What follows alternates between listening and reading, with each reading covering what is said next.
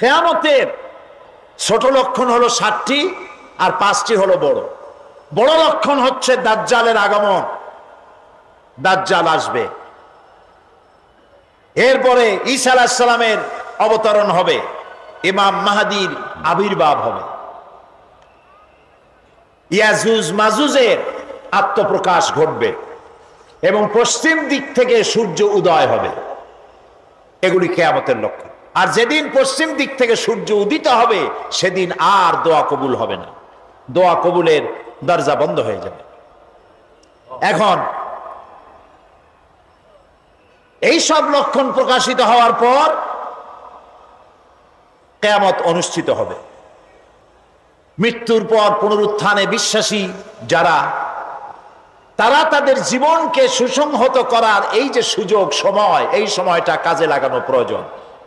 কিন্তু এক শ্রেণীর কপাল পোড়া বুদ্ধিজীবীরা তারা জীবন মনে করে মাতৃগর্ভ থেকে শুরু করে মৃত্যু পর্যন্ত কবরে প্রথিত হয়ে যায়, এরপরে আর কোনো জীবন নাই। সুতরাং ইট, ড্রিঙ্ক অ্যান্ড বি মেরি, খাও, পান করো, ফুর্তি করো, এই বেলা ভাই মদ খেয়ে নাও, কাল নিশীথের ভরসা কই, চাঁদনি জাগিবে যুগ যুগ ধরি, আমরা তো আর রবনাশ হই। কাজী জন্মের মতো ঢালো, পাইকারি দরে গেল। মদ খাওয়া, জেনা করা, ব্যভিচার করা এদিকে অগ্রসর হচ্ছে। সুতরাং মানুষ যদি জীবন সুন্দর করতে চায় এবং পরকালে জাহান্নামের আগুন থেকে বাঁচতে চায়, তাহলে পরকালের উপর ঈমান আনতে হবে। এই পৃথিবী একদিন শেষ হবে, সমস্ত প্রাণীরা মরে যাবে, কেউ থাকবে না। আল্লাহ তাআলা তখন হযরতে মালাকুল মউতকে প্রশ্ন করবেন, মান বাকিয়া ইয়া মালাকাল মউত, কে আর বাকি আছে? মালাকুল মউত বলবেন, আয় আল্লাহ তাআলা, এখন বাকি আছে, সব তো গেছে, মানুষ আর নাই, প্রাণী আর নাই, সব শেষ। এখন হযরত জিবরাইল আছেন, মিকাইল আছেন, ইসরাফিল আছেন, আর আমি আপনার সামনে আছি। আল্লাহ তাআলা বলবেন, ইসরাফিল, মিকাইলের জান কবজ করো, জিবরাইলের জান কবজ করো। জিবরাইলের জান কবজ হয়ে যাবে। সুবহানাল্লাহ। রূহুল কুদুস, রূহুল আমিন, শাদীদুল কুওয়া, সমস্ত নবীদের কাছে যিনি আল্লাহর বার্তা বহন করে এনেছেন, তারও জান কবজ হবে। এবার আল্লাহ তাআলা প্রশ্ন করবেন, মালাকুল মউত, আর কে বাকি আছে? মালাকুল মউত বলবেন, আয় আল্লাহ তাআলা, এখন শুধু আমি বাকি, আর কেউ নেই। আল্লাহ তাআলা বলবেন, মুত ইয়া মালাকুল মউত, মরে যা। মালাকুল মউত মরে যাবে। এখন আকাশে আর জমিনে কে আছেন? জোরে বলেন, কে আছেন? এক মহান সত্তা আল্লাহ তাআলা। এভাবে বহুকাল চলে যাবে। আল্লাহ তাআলা প্রশ্ন করবেন, লিমানিল মুলকুল ইয়াউম, আজকের রাজত্ব কার? ইয়া দুনিয়া আইনা জিবালুকি, হে পৃথিবী, তোর পাহাড়গুলো কোথায়? সব ধসে যাবে, পাহাড় থাকবে না, গাছপালা থাকবে না, দরিয়া থাকবে না। আল্লাহ তাআলা প্রশ্ন করবেন, ইয়া দুনিয়া আইনা জিবালুকি, ইয়া দুনিয়া আইনা আশজারুকি, ইয়া দুনিয়া আইনা আনহারুকি, তোমার দরিয়াগুলি কই, গাছগুলি কই, পাহাড়গুলো কই? আইনা জাব্বারু, কোথায় সেই স্বৈরাচারগুলি যারা মানুষের উপরে নির্যাতন করত? লিমানিল মুলকুল ইয়াউম, কার রাজত্ব আজ? আল্লাহ তাআলা নিজেই নিজের প্রশ্নের জবাব দিবেন, লিল্লাহিল ওয়াহিদুল কাহ্হার, আজকের রাজত্ব কেবলমাত্র আল্লাহ রাব্বুল আলামিনের। এরপর আল্লাহ তাআলা সমস্ত প্রাণীগুলিকে পুনরুজ্জীবন দান করবেন। আমরা যখন মানুষকে কবরে রাখি আর তারপরে কবর উপরে যখন মাটি দেই, আমরা কি বলি? মিনহা খালাকনাকুম, জানেন? পড়েন সবাই, মিনহা খালাকনাকুম ওয়া ফিহা নুঈদুকুম ওয়া মিনহা নুখরিজুকুম তারাতান উখরা। কবরের ভিতরে মানুষকে রেখে মাটি দেওয়ার সময় আমরা বলি, এই মাটি দিয়ে তোমাকে তৈরি করা হয়েছিল, আবার এই মাটিতে তোমাকে রেখে গেলাম, এই মাটি থেকেই তোমাকে আবার পুনরুত্থিত করা হবে। হযরত ওসমান রাদিয়াল্লাহু তাআলা আনহু কবরের কাছে এসে খুব কাঁদতেন। সাহাবায়ে কেরাম প্রশ্ন করতেন, আল্লাহর নবীর সাহাবী ওসমান, আল্লাহর নবী যখন জান্নাতের কথা জাহান্নামের কথা যখন আলোচনা করেন তখন তো আপনি এত কাঁদেন না, যত কাঁদেন কবরের কাছে এসে, কারণ কি? হযরত ওসমান বলেন, সাহাবীরা শোনো, আমি নবীজির মুখে শুনতে পেয়েছি এই কবর হলো প্রথম থানা। আসামি গ্রেপ্তার হয়ে যেমন থানায় আসে, থানা থেকে যদি চার্জশিট হয়ে যায় আর উপায় থাকে না, আর যদি ফাইনাল হয়ে যায় তাহলে তো বেঁচে গেল।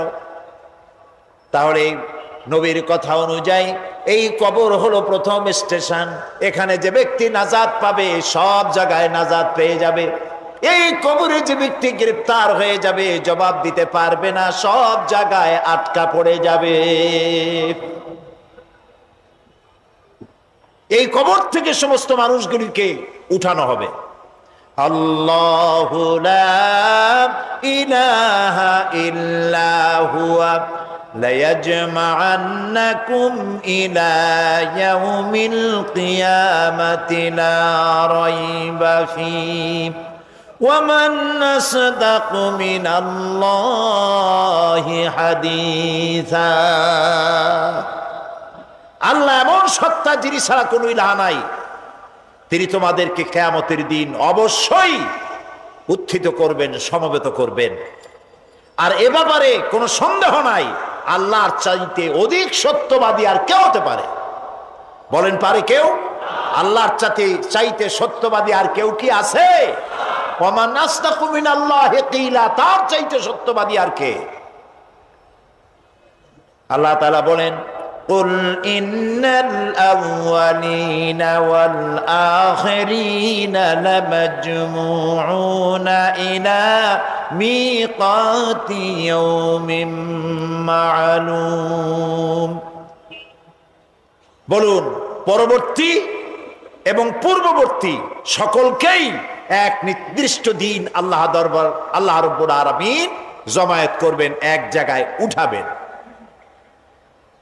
এরপরে আল্লাহ তাআলা বলেন, ওয়া মিন আয়াতিহি আন্নাকা তারাল আরদা খাশিআতান ফাইযা আনজালনা আলাইহাল মাআ ইহতাজ্জাত ওয়া রাবাত ইন্নাল্লাযী আহইয়াহা লামুহয়িল মাউতা ইন্নাহু আলা কুল্লি শাইইন কাদির। তার অন্যতম নিদর্শন হচ্ছে এই যে তুমি দেখতে পাও ভূমিকে আল্লাহ তাআলা উপুড় করে সৃষ্টি করেছেন, আর এতে বৃষ্টি দিয়ে শস্য শ্যামল এবং সজীব করে দেন আল্লাহ রাব্বুল আলামিন। তিনি ঊষর অনুর্বর জমিকে সঞ্জীবিত করেন বৃষ্টি দিয়ে, এবং তারপরে তিনি সমস্ত ফসলকে উদ্গত করেন, আর এইভাবে করে তিনি সমস্ত মৃত্যু প্রাণীকে কিয়ামতের দিন জিন্দা করবেন, এক জায়গায় উঠাবেন। ওয়া আন্নাস সাআতা আতিয়াতুন লা রাইবা ফিহা ওয়া আন্নাল্লাহা ইয়াবআসু মান ফিল কুবুর। কিয়ামত অবধারিত, এতে কোনো সন্দেহ নাই। আর কবরে যারা আছে তাদের সকলকেই পুনরুত্থিত করা হবে, আল্লাহর দরবারে উঠতেই হবে। আয়াহসাবুল ইনসানু আইয়ুতরাকা সুদা আলাম ইয়াকুন নুতফাতাম মিন মানিজ্জিন ইউমনা সুম্মা কানা আলাকাতান ফাখালাকা ফাসাওয়া فجعل منه الزوجين الذكر والأنثى أليس ذلك بقادر على أن يحيي الموتى আল্লাহ তাআলা বলছেন আয়াসাবুল ইনসানু আন ইউতরাকা সুদা, মানুষ কি ভেবেছে যে তাকে এমনি ছেড়ে দেওয়া হবে, তার কোনো হিসাব নেওয়া হবে না? আলাম ইয়াকুন উতফাতাম মিন মানিয়্যিন ইউমনা, মানুষ কি এক ফোঁটা নিক্ষিপ্ত পানি ছিল না? সুম্মা কানা আলাকাতান, তারপরে তাকে রক্তপিণ্ড তৈরি করা হয়েছে। ফাখালাকা ফাসাওয়া, এরপরে তাকে সুগঠিত করা হয়েছে। ফাজআলা মিনহু যাওজাইনি যাকারা ওয়াল উনসা, এরপরে মায়ের পেটের ভিতরে এটাকে পুত্র সন্তান অথবা কন্যা সন্তানে পরিণত করা হয়েছে। এসব কে করেছেন? বলেন কে করেছেন? আল্লাহ তাআলা বলেন অন্ধকার জায়গার ভিতরে যে আল্লাহ রাব্বুল আলামিন এক ফোঁটা নাপাক পানি দিয়ে মানুষের এই সুন্দর আকার দিলেন, আকৃতি দিয়ে পুরুষ বানালেন, নারী বানালেন। আলাইসা যালিকা বিকাদিরিন আলা আন ইউহইয়াল মাউতা, সে আল্লাহর জন্য এটা কি সম্ভব নয় যে তিনি মৃত্যুর পরে তোমাকে আবার জিন্দা করবেন? এটা কি সম্ভব নয়? বলেন সম্ভব নয়? অবশ্যই সম্ভব। তর্কের খাতিরে বলি, যদি কিয়ামত বলে কিছু যদি না থাকে, আযাব, কবরের আযাব, জান্নাত, জাহান্নাম, বিচার, সিরাত, মিজান কিছুই যদি না থাকে, তাহলে আমরা বিশ্বাস করছিলাম নাই ওগুলা, আমরা বাইসে গেলাম। বিশ্বাস করছিলাম ওগুলো হইল না, বাইসে গেলাম, তোমরাও বাইসে গেলাম। কিন্তু যদি আসলে থাকেই তেমন কিছু, তাহলে আমরা বিশ্বাস করছি আমরা তো বাঁচবো, তোমাদের দশা কি হবে? আর আসলে সত্যি সত্যি আছেই, সত্য সত্য আছেই। সব নবীরা বলেছেন, এমন কোন নবী নাই যিনি কথা বলেন নাই। নবীরাই সত্যবাদী। কে সত্যবাদী? বলেন কে সত্যবাদী? নবীরা সত্যবাদী। কারণ নবীরা যে কথা বলেন, সে কথা বলেন কার থেকে? এজন্য নবী করিম সাল্লাল্লাহু আলাইহি সাল্লাম নিজের থেকে কখনো কথা বলেন নাই। আল্লাহ রাব্বুল আলামিন বলেছেন মা ইয়ানতিকু আনিল হাওয়া ইন হুয়া ইল্লা ওয়াহিয়ুন ইউহা, আমার নবী নফসকে অনুসরণ করে কোনো কথা বলেন নাই। যা বলেছেন সেগুলি হলো কোরআনের নামে যা বলেছেন সব ওহী। আমি যা বলতে বলেছি আমার কথাই তিনি বলেছেন। আল্লাহ তাআলা বলছেন হাসর হবে, আল্লাহর কথা মহাসত্য, আল্লাহর কথা মহাসত্য। হাসরের সত্যতা সম্পর্কে আল্লাহ রাব্বুল আলামিন বলেন ইয়াউমা নাহশুরুল মুত্তাকিনা ইলার রাহমানি ওয়াফদা ওয়া নাসুকুল মুজরিমিনা ইলা জাহান্নামা বিরদা। সেদিন দয়াময় কাছে আল্লাহ রাব্বুল আলামিনের কাছে পুণ্যবান মানুষগুলি অতিথিরূপী গৃহীত হবে, আর পাপীদেরকে দলে দলে তৃষ্ণার্ত অবস্থায় জাহান্নামের দিকে ঠেলে দেওয়া হবে। কোরআন শরীফের অন্তত 10 পারার মতো হবে যদি এসব কথাগুলি এক জায়গায় করা হয়। আল্লাহ তাআলা বলছেন ওয়া মান ইয়াহদিল্লাহু ফাহুয়াল মুহতাদ ওয়া মান ইউদ্লিল ফালান তাজিদ লাহুম আউলিয়া মিন দুনিহি ওয়া নাহশুরুহুম ইয়াওমাল কিয়ামাতি আলা ওয়ুজুহিহিম উমিয়ান ওয়া বুকমান ওয়া সুম্মা মাওয়াহুম জাহান্নাম। আল্লাহ যাকে পথ প্রদর্শন করেন সেই তো সঠিক পথ প্রাপ্ত, এবং আল্লাহ যাকে পথভ্রষ্ট করেন তাকে আল্লাহ ছাড়া কেউ সাহায্যকারী নাই। এই জন্য হেদায়েতের মালিক কে? জোরে বলুন। কিয়ামত হলো, হাসর হলো, মানুষগুলোকে একত্রিত করা হলো। এবার আল্লাহ দরবারে আল্লাহ রাব্বুল আলামিন হিসাব নিবেন, নিকাশ করবেন, হিসাব নেবেন। 2 ধরনের হিসাব হবে। সমস্ত মানব কুলের অপরাধীর ভালো কাজের খাতাপত্র হাজির হয়ে যাবে, এটি এক ধরনের। আর মুমিন ব্যক্তিদের অপরাধের খাতাগুলিও এক জায়গায় হবে আল্লাহ রাব্বুল আলামিনের সামনে। নবীজি বলেছেন দোয়া করো আল্লাহর কাছে এভাবে, আল্লাহুম্মা হাসিবনি হিসাবান ইয়াসীরা। পড়েন আল্লাহুম্মা হাসিবনি হিসাবান ইয়াসীরা। আয় আল্লাহ তুমি আমাকে সহজ হিসাব নাও। সাহাবীরা জিজ্ঞেস করেছেন নবীজি সহজ হিসাব কাকে বলে? আল্লাহ নবী বলেছেন কিয়ামতের দিন আল্লাহ রাব্বুল আলামিন যদি কাউকে ক্ষমা করতে চান, কারো প্রতি যদি আল্লাহর দয়া হয়ে যায়, তাহলে রব্বুল আলামিন তাকে এক পর্দার আড়ালে নিয়ে যাবেন আর জিজ্ঞেস করবেন বান্দারে এই সব গুনাহ করছো নাকি? গুনাহগুলির নাম আল্লাহ বলবেন, দেখায় দিবেন এই এই গুনাহ করছিস। আল্লাহ আল্লাহ কে জিজ্ঞেস করবেন? কে জিজ্ঞেস করবেন? বান্দার ভয় কলিজা গলার কাছে চলে আসবে, আবার মৃত্যুর মতো ভয় সৃষ্টি হয়ে যাবে, কাঁদতে কাঁদতে অস্থির হয়ে যাবে, বলবে আল্লাহ আমি তো করে ফেলেছি, আমি তোমার কাছে মাপ চাই, আমাকে ক্ষমা করে। বান্দার এই হয়রানি আর পেরেশানি দেখে আল্লাহ রাব্বুল আলামিন বলবেন বান্দা যাও, চলে যাও, আমার জান্নাতে চলে যাও, আমি তোমার মাফ করে দিলাম।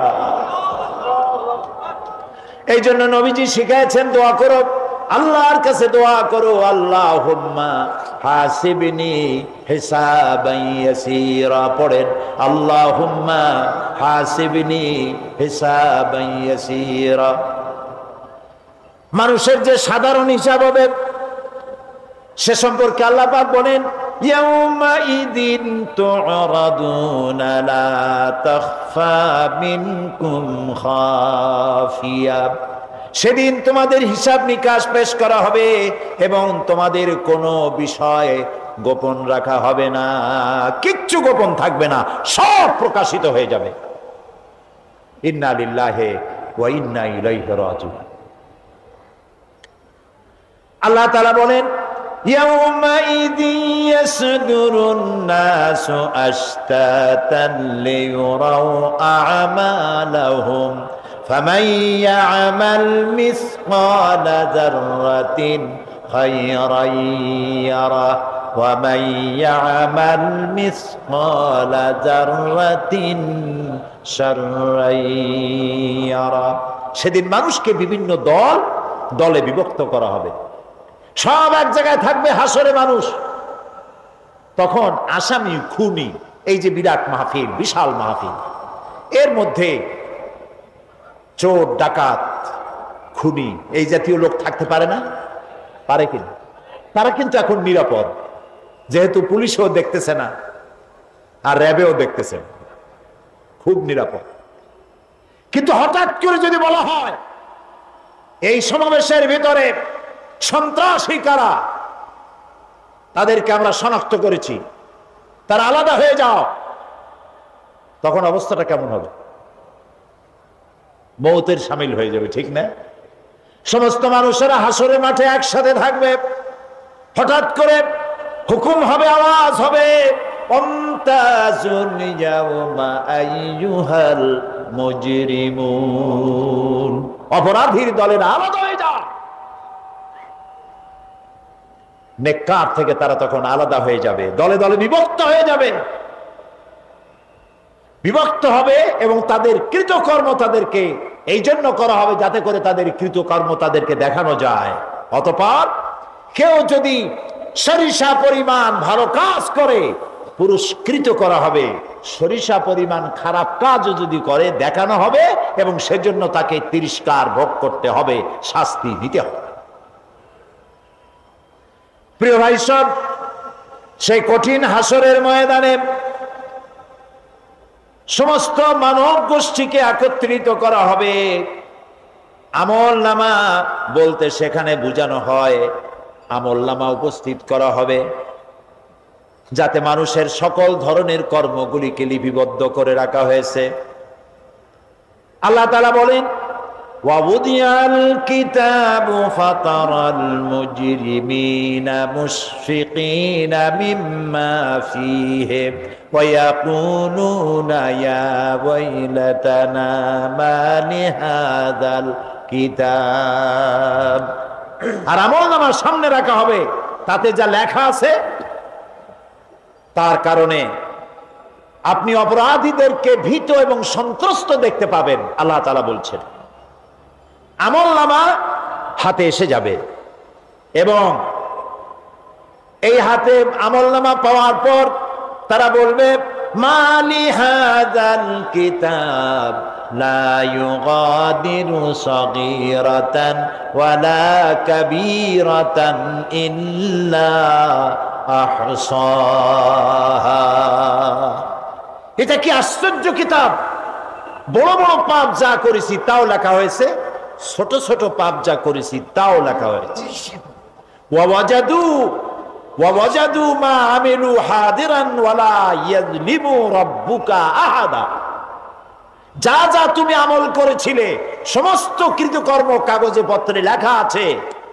তোমার রব কারো প্রতি জুলুম করবেন না। আমাল্লাহু বিযাল্লামিন লিল আবিদ। আল্লাহ তাআলা বান্দার উপরে কখনো জুলুম করেন না। এগুলি সব উপস্থিত হয়ে যাবে, বিশ্বাস করেন? এইখানে মাত্র কয়েকজন লোক কইল জি, এটা তো ইমানের প্রশ্ন। এসব কথা যা বলা হলো বিশ্বাস করেন? আল্লাহ যেন এই বিশ্বাস আমাদের কলিজার মধ্যে গেড়ে দেন, বলেন আমিন।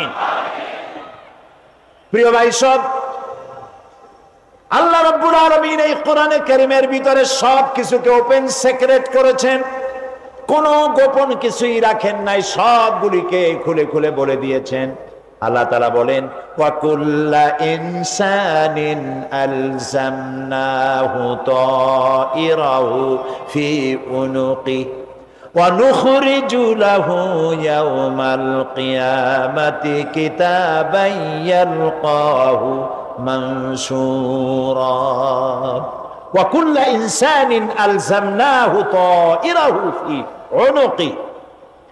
আমি প্রত্যেক মানুষকে, মানুষের কর্মকে তার গ্রীবা লগ্ন করে দিয়েছি। এই যে গলা, গলা, এই গলার কাছে একটা ঘুটলির মতো, একটা সিম কার্ডের মতো এইখানে আমি রেখে দিয়েছি। কোথায়?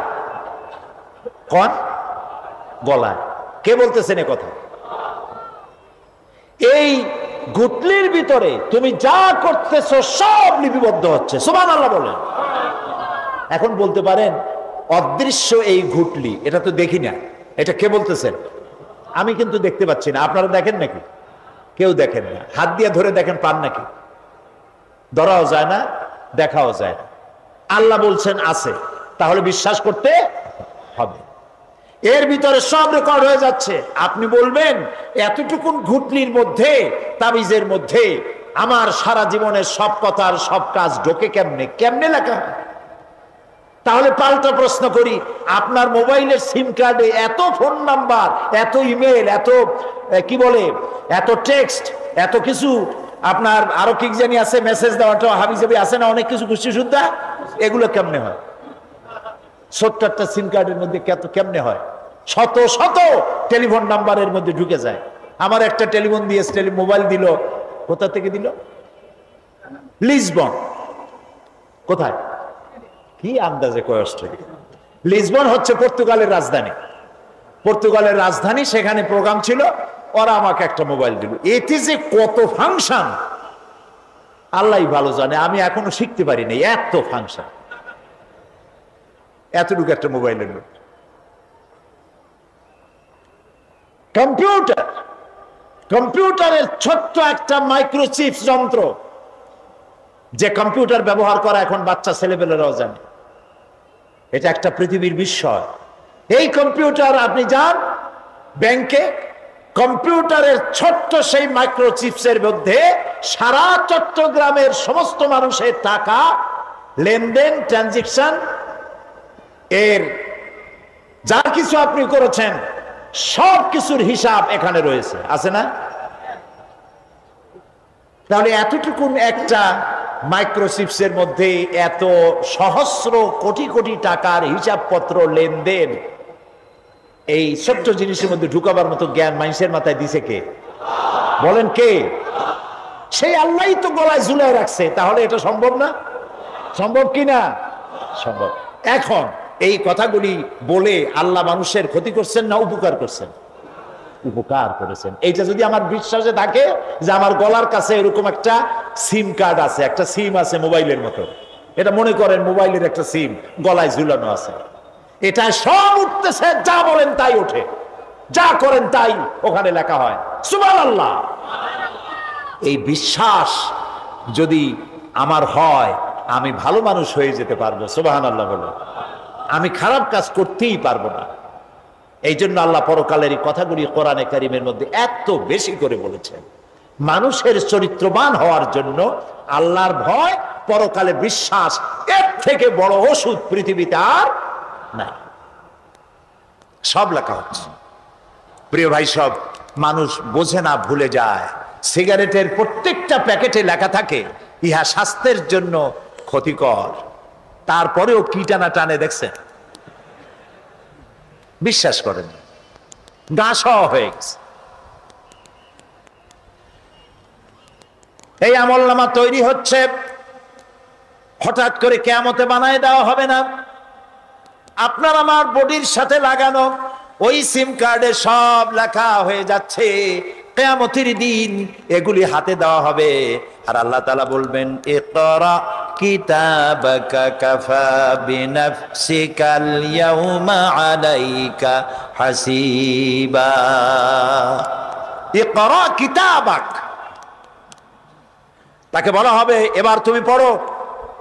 কাফা বিনাফসিকাল ইয়াউমা আলাইকা হাসিবা, তোমার এই কিতাব পড়ো, আর তোমার এই হিসাব গ্রহণ করার জন্য কিতাবটা ভালো করে পড়ো। তোমার নিজের হিসাব নেওয়ার জন্য তুমি নিজেই যথেষ্ট। তুমি দোজখে যাবা না বেহেশতে যাবা, তুমি নিজেই সিদ্ধান্ত নাও কোথায় যাবা। তোমার নিজের কি করছিলা এখন তুমি দেখো। এই জন্য আমি বলি মাঝে মধ্যে আমরা এখনো হিসাব করতে পারি এখানে বসে।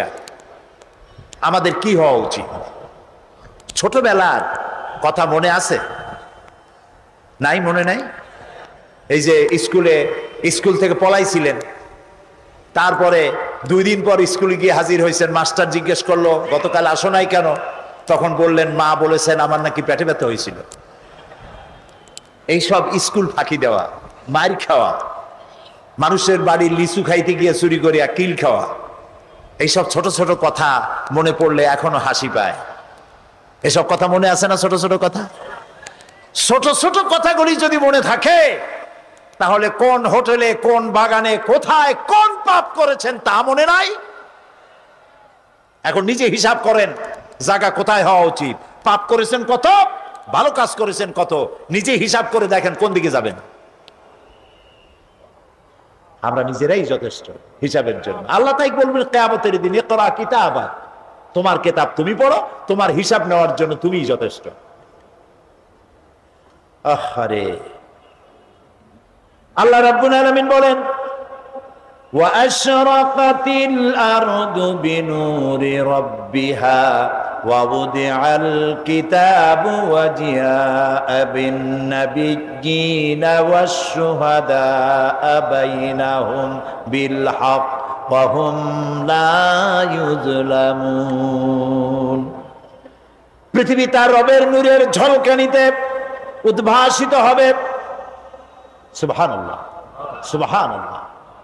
আল্লাহর নূরের ঝলকানিতে গোটা পৃথিবী উদ্ভাসিত হয়ে যাবে। আমলনামা তুলে ধরা হবে, পয়গম্বর এবং সাক্ষীগণকে হাজির করা হবে, এবং সকলের প্রতি সুবিচার করা হবে, তাদের কারো প্রতি জুলুম করা হবে না। আল্লাহ গ্যারান্টি দিচ্ছেন কারো প্রতি জুলুম করা হবে না। সুতরাং হে মানুষেরা, ইয়া আইয়ুহাল ইনসানু ইন্নাকা কাদিহুন ইলা রাব্বিকা কাদহান ফামুলাকি। হে মানুষ, তোমার পালনকর্তা পর্যন্ত পৌঁছতে তোমাকে অনেক কষ্ট করতে হবে, এরপর তুমি তার সাক্ষাৎ পাবে। কিয়ামতে তোমার সাক্ষাৎ হবে। কাজেই তোমার নিজের আমলকে সুন্দর করে আমলকে তৈরি করে নাও। فَأَمَّا مَنْ أُوتِيَ كِتَابَهُ بِيَمِينِهِ فَسَوْفَ يُحَاسَبُ حِسَابًا يَسِيرًا وَيَنْقَلِبُ إِلَى أَهْلِهِ مَسْرُورًا। সুবহানাল্লাহ, সুবহানাল্লাহ। যার ডান হাতে আমলনামা দেওয়া হবে, কিয়ামতের দিন আমলনামাগুলি উড়িয়ে দেওয়া হবে। ইমানদারের সামনের থেকে কোন হাতে, আর বেঈমানের পিছন থেকে বাম হাতে।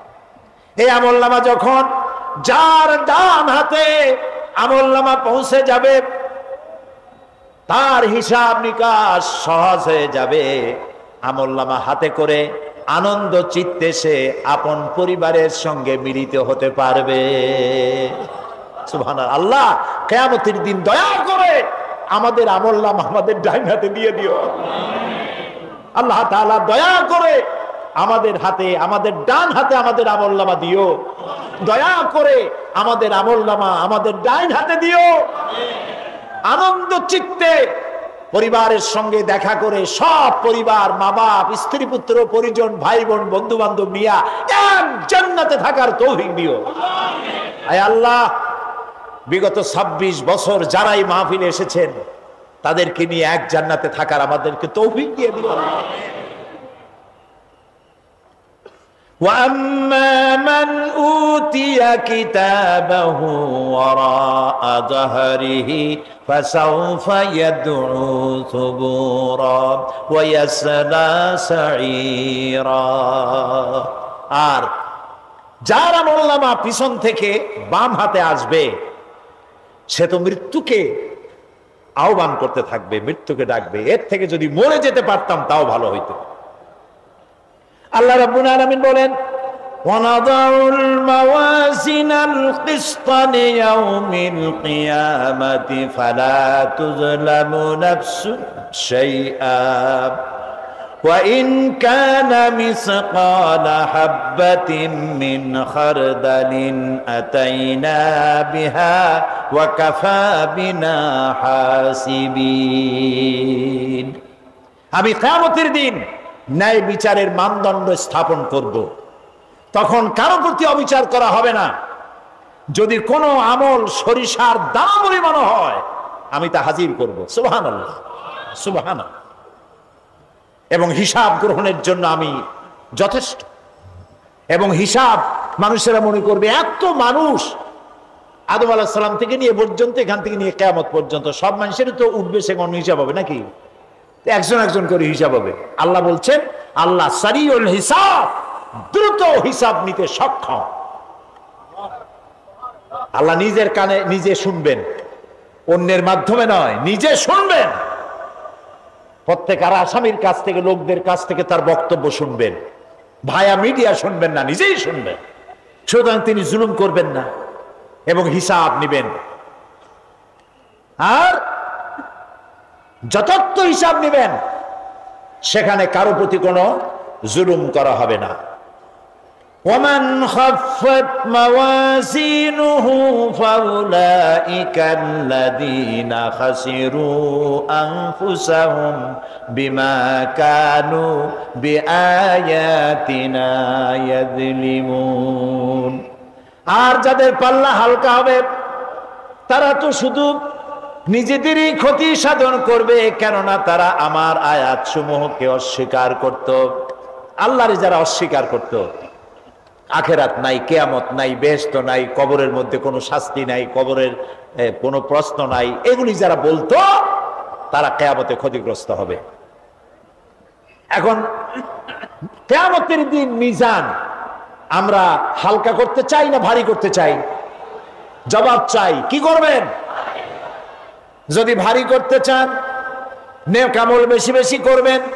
আর একটি হাদিস শোনাবো, যেই হাদিসের ভিতরে পাল্লা ভারী করার মতো কথা নবীজি বলেছেন। শুনবেন নাকি? বুখারী শরীফের শেষ হাদিস। আল্লাহর নবী বলেন, কালিমাতানে হাবিবাতানে ইলার রহমান খাফিফাতানে আলাল লিসান সাকিলাতানে ফিল মিজান সুবহানাল্লাহি ওয়া বিহামদিহি সুবহানাল্লাহিল আযীম। নবীজি বলেন দুইটা কালেমা, দুটি শব্দ আল্লাহর কাছে খুবই প্রিয়, মুখে উচ্চারণ করা একেবারেই হালকা, আর কিয়ামতের দিন এই শব্দ দুটি দিয়ে আল্লাহ রাব্বুল আলামিন মিজানের পাল্লাকে ভারী করে দিবে। সেই শব্দ দুটি হলো, পড়েন আমার সাথে, সুবহানাল্লাহি ওয়া বিহামদিহি সুবহানাল্লাহিল আযীম। সবাই পড়েন সুবহানাল্লাহি ওয়া বিহামদিহি সুবহানাল্লাহিল আযীম সুবহানাল্লাহি ওয়া বিহামদিহি সুবহানাল্লাহিল আযীম। জান্নাতের ভিতরে মানুষের কোনো দুঃখ থাকবে না। কাদের দুঃখ থাকবে না? জান্নাতীদের। কথা কি শোনেন? সাথে সাথে ঠাস ঠাস করে জবাব দিতে পারেন না কেন? জান্নাতীদের ভেতরে জান্নাতীদের কি থাকবে না? কোনো দুঃখ থাকবে না। একটা দুঃখ থাকবে। কটা দুঃখ? একটা দুঃখ থাকবে। জান্নাতীরা জান্নাতের ভেতরে মনে মনে ভাববে, কারণ জান্নাত তো সকলের জন্য একরকম হবে না। কারো হবে ফার্স্ট ক্লাস, কারো হবে ডিলাক্স, কারো হবে সুইট ডিলাক্স, কারো হবে second class, third class, fourth class, এরকম। এটা কি ইনসাফ না জুলুম? ইনসাফ।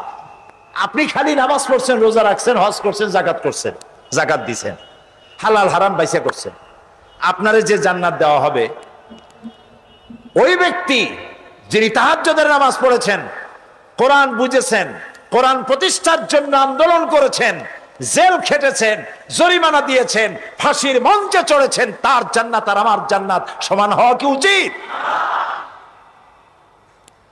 কাজে আল্লাহ তাআলা তো ইনসাফ করবেন কিয়ামতের দিন। নবীদের, সাহাবীদের, তারপরে দ্বীনের জন্য যে যত পরিশ্রম করেছেন তার পুরস্কারটা সেরকমই হবে। এই জান্নাতের ভিতরে জান্নাতীদের মধ্যে কোনো দুঃখ থাকবে না, একটি দুঃখ ছাড়া। তারা মনে মনে ভাববেন, রব্বুল আলামিন অমুক অমুক সময় চায়ের দোকানে বসে আড্ডা মেরেছিলাম, বাসের মধ্যে ঘন্টার পর ঘন্টা বসেছিলাম, আজে বাজে চিন্তা করেছি, সময় চলে গেছে ঘন্টার পর ঘন্টা। ওই সময়গুলিতে যদি তোমার নামের জিকির করতাম, তেলাওয়াত করতাম, তাহলে জান্নাতের ভিতরে আজ আমি আরো ভালো ভালো জায়গা পাইতাম।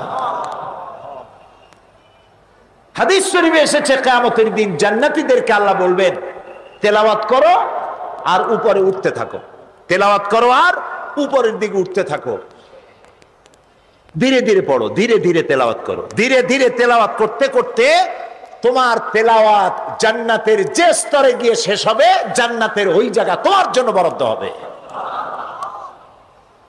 এখন যার মুখস্থ সাদি খালি কুল্লু আল্লাহ আর ইজাজা নাসরুল্লাহ, দুই পাও দিয়েই বসে থাকবে।